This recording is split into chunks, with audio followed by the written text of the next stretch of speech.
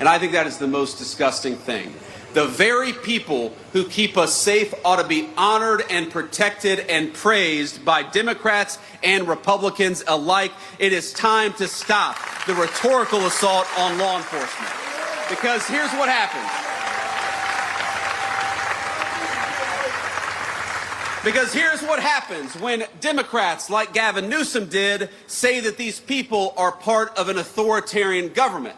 When the left-wing media lies about what they're doing, when they lie about who they're arresting, when they lie about the actual job of law enforcement, what they're doing is encouraging crazy people to go and commit violence. You don't have to agree with my immigration policies. You don't have to agree with Donald Trump's immigration policies. But if your political rhetoric encourages violence against our law enforcement, you can go straight to hell, and you have no place in the political conversation of the United States of America. Welcome to the channel, guys. So this afternoon, I'd like to talk about immigration, what happened in the last administration, and Democrat rhetoric and the harm it's causing. The video I opened up with, that was J.D. Vance 2 hours ago. Stick with me. I have 4 videos for you. They're not long. Some of them are really entertaining, and some of them are heartbreaking. And I have some data. So this will be a video you'll want to see. Let's start with Eric or Mullins. Of the worst.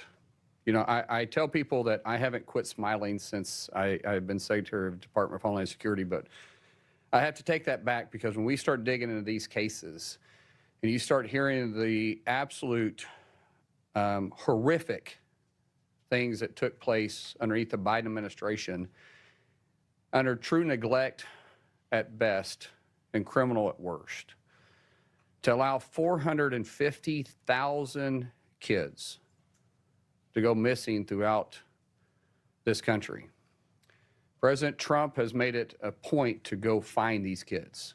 And because of our partnership with HHS and DOJ, Department of Homeland Security, truly using the best of the best, which the Democrats sometimes want to demonize, because a lot of times this is ICE, this is HSI, this is CBP. These individuals that the Democrats seem to want to defund, but because of President Trump, we finally funded them for 3 years. We're able to push and go find these kids. We found 146,000 kids so far. 146,000 kids. We still have nearly 300,000 missing. We're investigating reports to where some of these kids claim that they were raped 600 to 700 times. I don't care who you are. I don't care if you have kids, if you don't have kids. I don't care if you're a liberal, you're independent, you're a Democrat, you're a Republican. If you can't stand for law enforcement to go find these kids, who are you? Who are you? Every leader should understand what's going on. And do you know where we're finding the most of them? Sanctuary cities. Because they know they're safe. So that is so poignant. We watched what went on in Minnesota and how people who thought they were doing good literally took to the streets to fight ICE, you know, use the rhetoric of fascist and Nazi, and all the meantime, these big blue cities have so many missing children.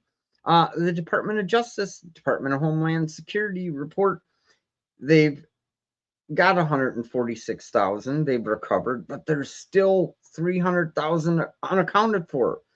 Markwayne Mullin there and Department of Justice press briefings, more than 475,000 unaccompanied minors crossed the U.S. border during Biden's administration. And because of the rapid release policies and inadequate tracking, federal agencies lost contact with all 450,000 of them. Law enforcement operations have since, like I said, they found 146, but 300,000 are still missing.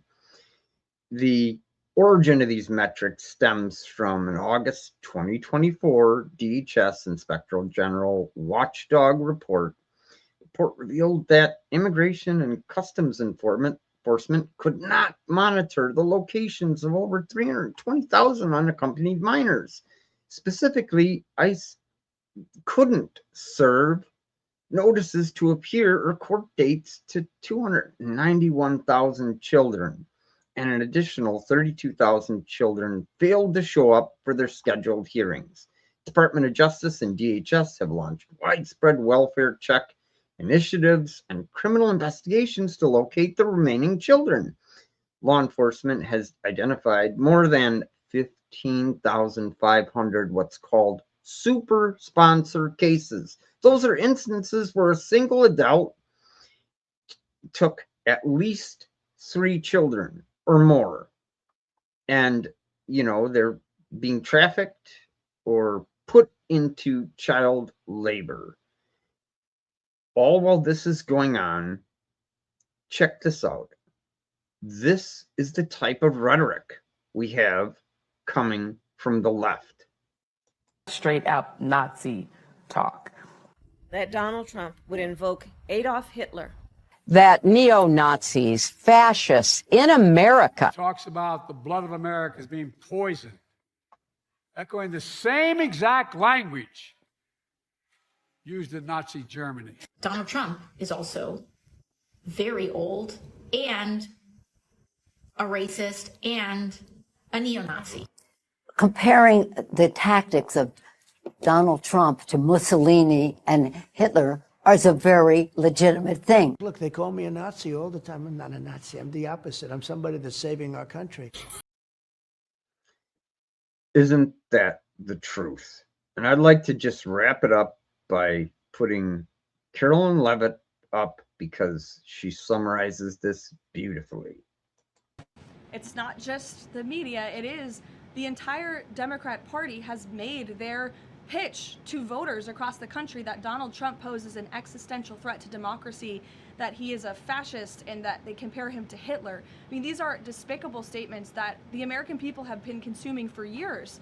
And so many mentally perturbed individuals are led to believe these words are truth and then are inspired to act on it.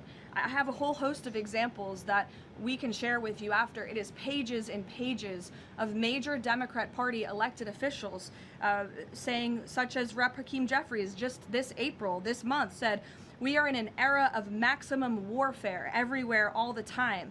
Governor Josh Shapiro said heads need to roll within the administration. Senator Alex Padilla said people are, quote, dying because of fear and terror caused by the Trump administration. Senator Elizabeth Warren, President Trump is making the country look like a, quote, fascist state. Senator Adam Schiff saying President Trump using a dictator playbook. Senator Ed Markey calling President Trump a dictator, saying that this administration's actions are authoritarianism on steroids. Governor J.B. Pritzker, never before in my life have I called for mass protest disruptions. These Republicans cannot know a moment of peace. You have Rep. Presley saying, "We'll see you in the streets." Rep. Monica McIver, a Democrat representative on Capitol Hill, "We will not take this shit from Donald Trump. He thinks he's a dictator. We are at war." These are Democrat elected officials calling for war against the President of the United States and his supporters. I could go on and on, but again, when you have people in positions of power that are saying things like this every single day for years, you are inspiring violence by people who are already mentally ill. And that's what we've seen against this president for far too long. Isn't that the truth? So not only are they putting our great ICE agents at risk because of unhinged leftists believe this talk, but they didn't do their job at all. I mean, how do we still have 300,000 children missing? And there's only so fast this administration, a competent administration, can fix it. Look at anybody who would vote for a Democrat in the midterms. I'm sorry. You got, excrement for brains. I thought this was important to bring to you guys. I hope you stuck with me to the end and you'll share it. Have a wonderful evening. God bless.